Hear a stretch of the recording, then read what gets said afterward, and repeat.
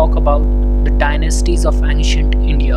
ठीक है, कौन से राजा आए थे, कौन नहीं आया था, या फिर क्या इम्पोर्टेंस है सब चीज़ों का एंशिएंट इंडियन हिस्ट्री में, ये सब हम पढ़ेंगे. Starting from Haryanka dynasty.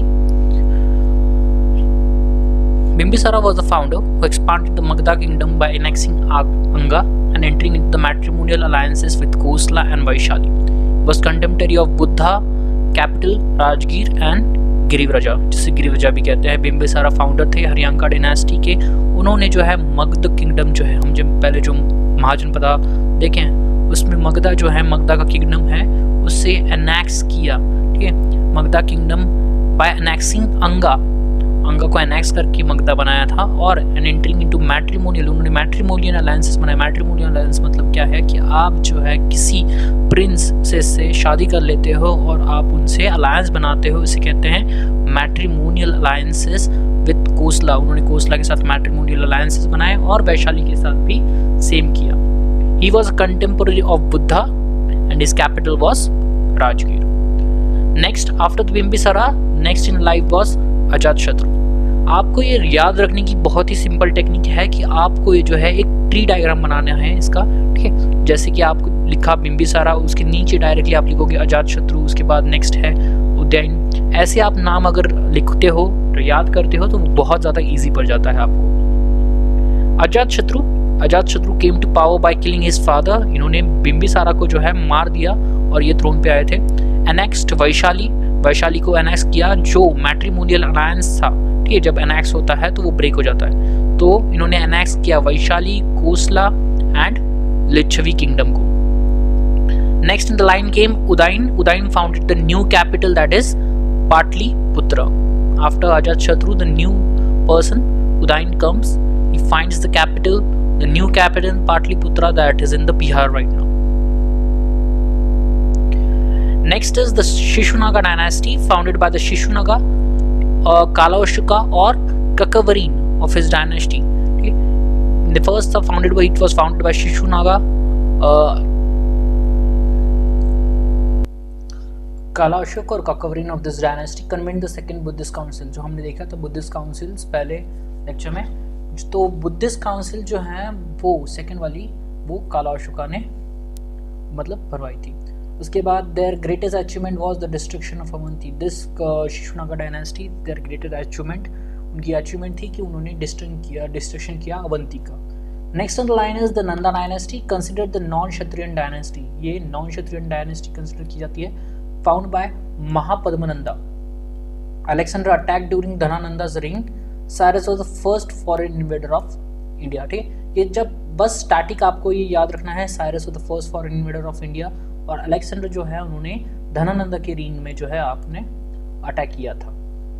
उसके बाद Alexander the king of Macedonia invaded India in 326 BC and for the battle of Hydaspes Jhelum with Porus the Purushottam of Paurava dynasty. Just a static part, you have to remember it.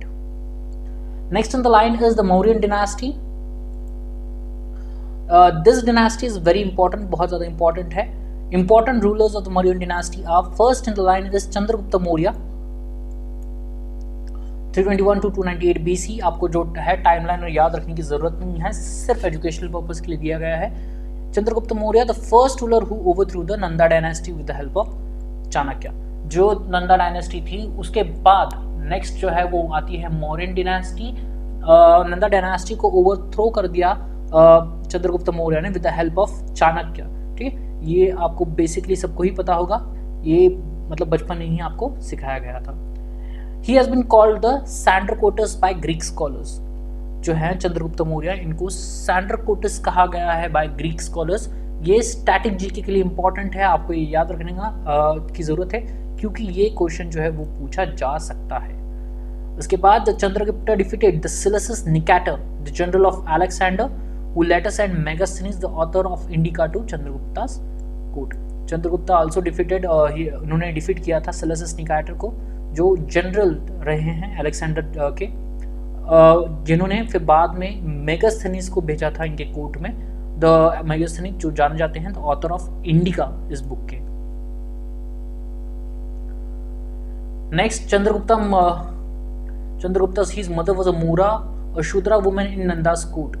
It is to be said, कहा जाता है कि ये जो चंद्रगुप्त मौर्य की जो mother थी वो एक मूरा ट्राइब से थी, मतलब एक शूद्र वुमेन थी जो नंदास के कोर्ट में थी। मुद्र राक्षसा was written by Vishakadatta and describes about the mechanization of Chanakya against Chandragupta's enemy. Okay, मुद्र राक्षसा बहुत इंपॉर्टेंट है, पूछा गया है मैन द फॉलोइंग में, याद रखना है। मुद्र राक्षसा ये रिटर्न की लिखा गया था विशाखादत्ता इन्होंने, ठीक है। इसमें क्या डिस्क्राइब किया गया है कि चाणक्य ने किस तरह मैकेनाइजेशन किया था चंद्रगुप्त का आर्मी का, so that he can fight against any enemy of the Chandragupta. Chandragupta maintained 6 wings of armed forces. He also adopted Jainism and went to Shravanbelagola with Bhadrabahu. This is very important line. ये line बहुत ही बार जो है पूछी गई है, ठीक है। True और फॉल्स जो लाइन दिया जाते हैं हमको कि 2 या 3 सेंटेंसेस दिए जाते हैं, आपको पूछा जाता है कि इसमें से कौन सी लाइन सही है या कौन सी लाइन गलत है। तो ये इसमें बहुत बार पूछा गया है। जो है इन्होंने जैनिज्म अडॉप्ट किया और बाद में वो श्रवणबेलागोला चले गए with Bhadrabahu. Next in the line after the Chandragupta Maurya is Bindusara. He was also called the Amitraghat or the slayer of foes by Greek writers. इनको अमित्रघट कहा गया है। अमित्रघट का मतलब क्या है? slayer of foes, मतलब जो एनिमी का नाश करता है, ठीक है। ग्रीक राइटर्स ने इनको ये नाम दिया था।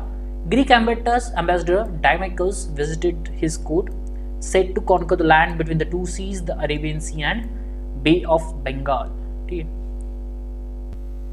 Here we are talking about the land between the Arabian Sea and the Bay of Bengal. That means the south most region। आपको पता है कि ये जो है यहाँ पर अरेबियन सी है, यहाँ पर बे ऑफ बंगाल है, तो ये जो पूरा रीजन है ये पूरा अंडर था हमारे Bindusara. Bindusara also appointed the eldest son Sumana as his viceroy at Takshila and Ashoka at Ujjain. The famous Ashoka, the great Ashoka, उनको वाइसराय बनाया था उज्जैन का, और उनके जो एल्डेस्ट सन थे सुमना, उनको वाइसराय बनाया था तक्षशिला का। Next in the line is Ashoka 293 to 273 BC. For the first 8 years, Ashoka ruled like a cruel king and maintained a discipline.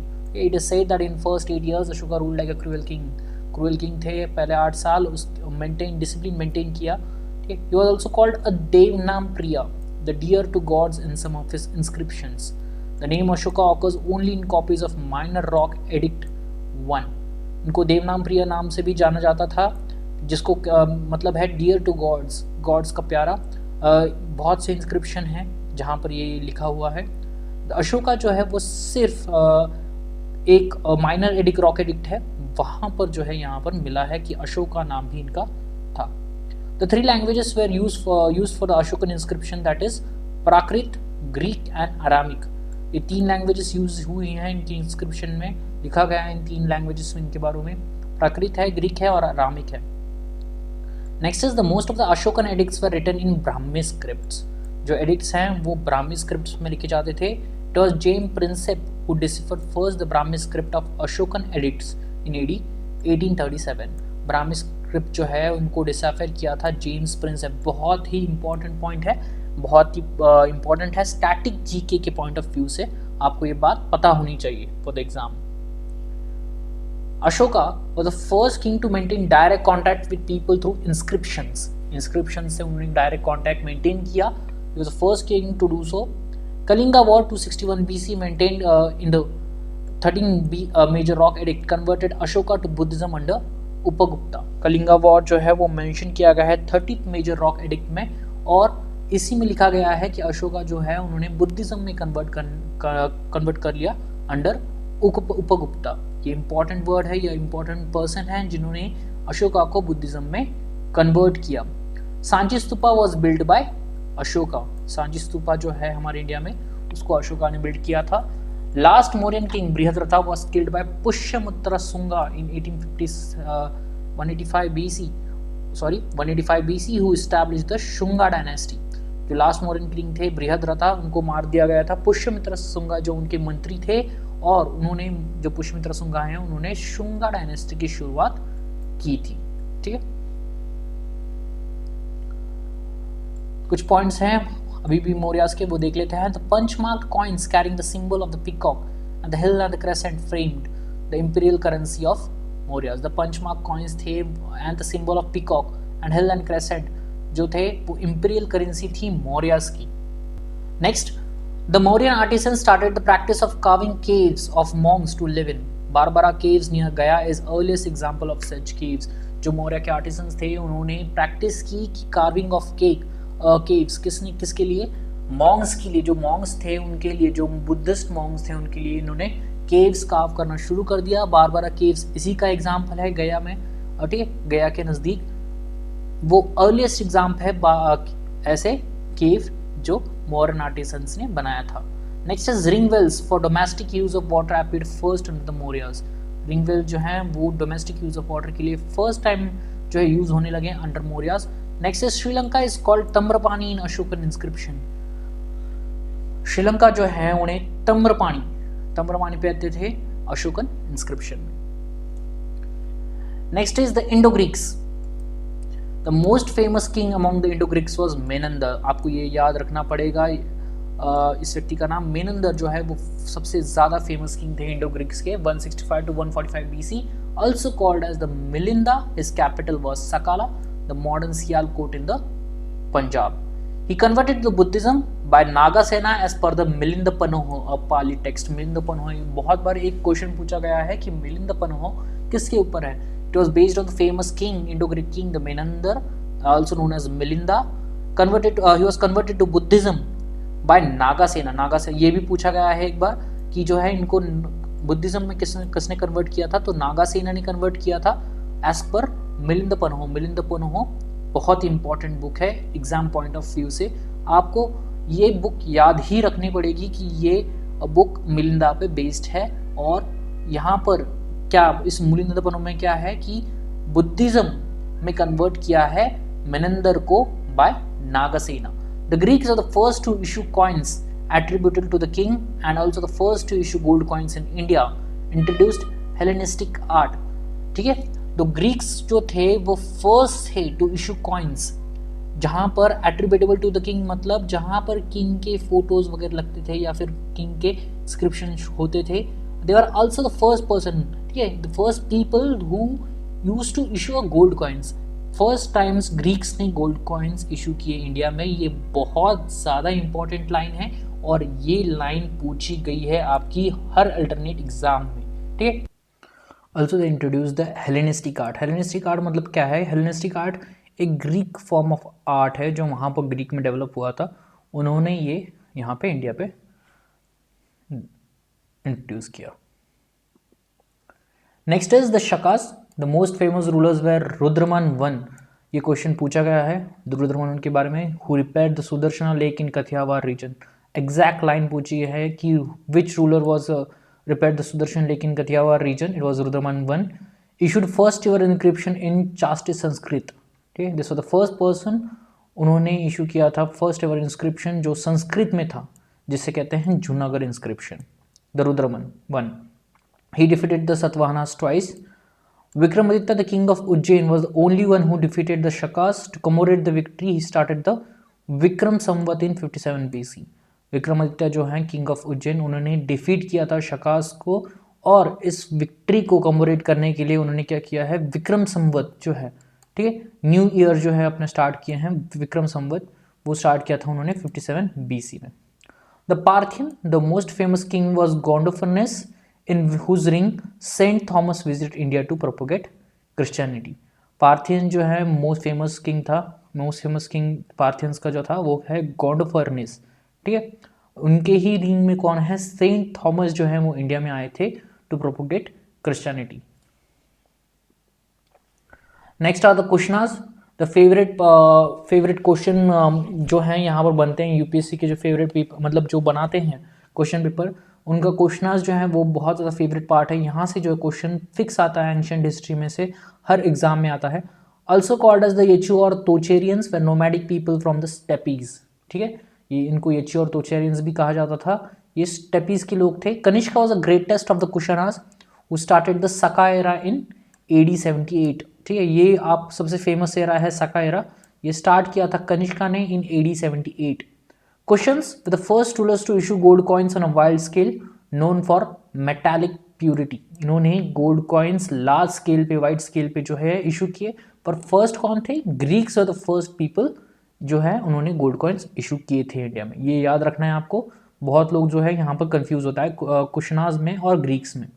In the royal court of Kanishka the host of scholars found patronage like Parshva, Vasumitra, अश्वघोषा, Nagarjuna, Charak which is known as physician and मथना।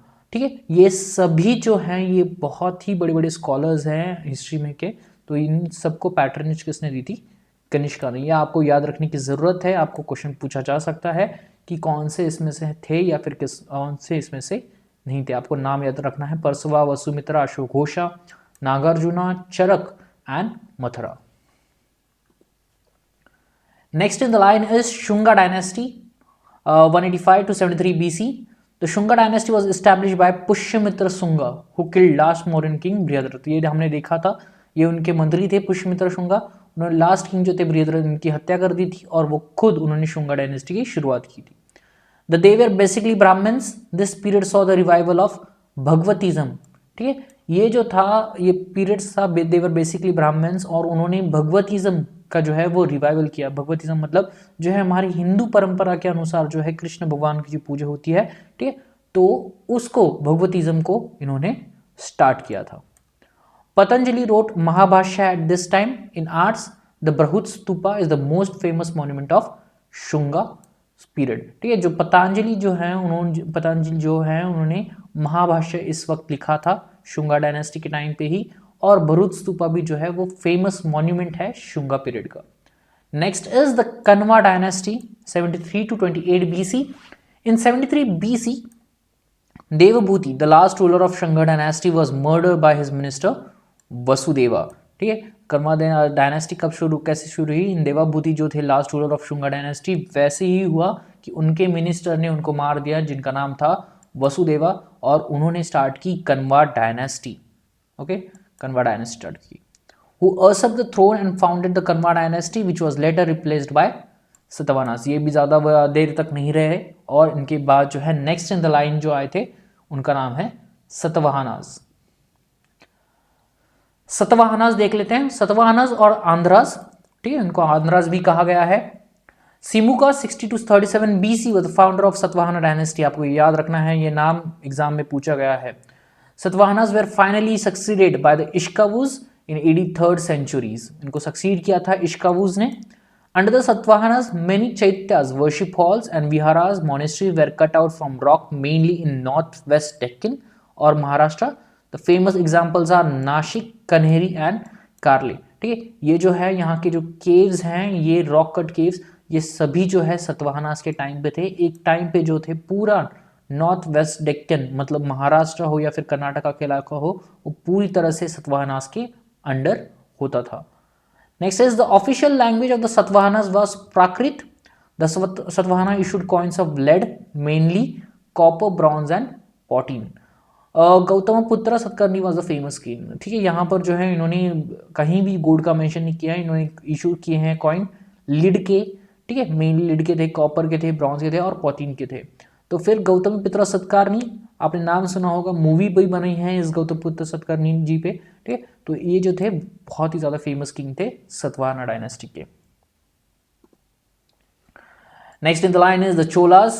The Chola kingdom also called a Cholamandalam was situated to the northeast of Pandya kingdom between Pennar and Vellar rivers। ठीक है, पेन्नार और valour reverse के बीच में जो है वो ये जो है चोला किंगडम रहता था। Their capital was कवरीपट्टनम पुहार। कुछ ज़्यादा इसका ये नहीं है, ठीक है, मतलब ज़्यादा क्वेश्चन पूछे नहीं जाते इससे। बस आपको ये जो है एक किंग चोलास का एक याद रखना है, वो है राजा राजा वन। ठीक है, राजा राजा वन जो है वो चोलास के बहुत इंपॉर्टेंट किंग हैं। Next is the Cheras. The capital was Vanchi, also called the Kerala King country. It had important trade relations with the Romans। ठीक, the capital जो थे चेरास का उनका नाम था वंजी, और ये एक Kerala also called as Kerala country, मतलब जो पूरा चेरास था वो केरला में बेस्ड था, केरला के रीजन्स में बेस्ड था। इंपॉर्टेंट ट्रेड रिलेशंस थे इन लोगों के रोमन्स के साथ। Next is the Sangam age। Sangam age corresponded to post Mauryan and pre-Gupta periods। South India during the Sangam age was ruled by three dynasties, the Cheras, Cholas and Pandyas. Sangam age जो है वो post Mauryan और pre Gupta period के बीच में आया हुआ था। संगम as मतलब संगम एज जो है मौर्य खत्म होने के बाद और गुप्ता शुरू होने से पहले संगम एज आया था। तो उस एज में जो है 3 डायनेस्टीज थे, एक थे चोराज, चोलाज एंड पांड्याज। हमने चेराज और चोलाज तो देख लिए, अभी देखते हैं नेक्स्ट जो है Pandyas. Their capital was Madurai, famous for pearls. Pandyas की जो कैपिटल है वो पर्ल्स के लिए फेमस थी, जिसका नाम था मदुराई। ठीक है, आपको जो है याद रखना पड़ेगा इनकी कैपिटल कौन सी है। ठीक है, चोलास की तो दी नहीं, कैपिटल है वो कावरीपत्तनम है, पुहार की सॉरी दी गई थी। और एक है चेरास की, चेरास की है वंजी। नेक्स्ट है पांड्यास, पांड्यास की है Madurai which is famous for pearls. Next is the Pandyas of first mention by Megasthenes. Megasthenes जो ट्रैवलर है उन्होंने मेंशन किया था पांड्यास के बारे में first time. Traded with the Roman Empire, send embassies to emperor Augustus. इन्होंने ट्रेड किया है रोमन एम्पायर के साथ और उन्होंने एम्बेसीज भी भेजी जो है एम्परर ऑगस्टस को। Next is the Sangam age. Sangam age है क्या? संगम वॉज अ कॉलेज और an assembly of Tamil poets held under the royal patronage. ठीक है, संगम जो है एक कॉलेज या फिर असेंबली थी तमिल पोएट्स की, ठीक है, जिनको रॉयल पैट्रोनेज मिला था। रॉयल पैट्रोनेज मतलब वो रॉयल या फिर किंग के जो है देख रेख में रहती थी। 3 Sangams were held at first at Madurai chaired by Agastya, second is as Kapatpuram chaired by Tolkappiyar and third is at Madurai chaired by Nakirar। तो आपको ये तीनों भी जो है वो याद रखने पड़ेंगे। 3 संगम्स जो हैं वो हेल्ड किए गए थे। ठीक है, ये क्या है? एक असेंबली है of Tamil poet. First is in Madurai chaired by Agastya, second is Kapatapuram chaired by Tolkappiyar and at third was at Madurai chaired by Nakkirar। Kural by Tiruvallur is called the fifth Veda और द बाइबल ऑफ तमिललैंड। ठीक, जो कुरल है तिरुवल्लर, Kural bye तिरुवल्लर जो लिखा गया है is called the fifth वेदा। इनको fifth वेदा भी कहता है और द बाइबल ऑफ तमिललैंड। ठीक, ये आपको याद रखने की जरूरत है, बहुत ही इंपॉर्टेंट पॉइंट है। इसी से जो है हम अभी स्टॉप करते हैं हमारे। हम पूरी तरह से हमने पूरे मौर्यंस देख लिए, हमने डायनास्टीज देख ली। अब हम नेक्स्ट जो पढ़ेंगे उसका नाम है द गुप्ता पीरियड।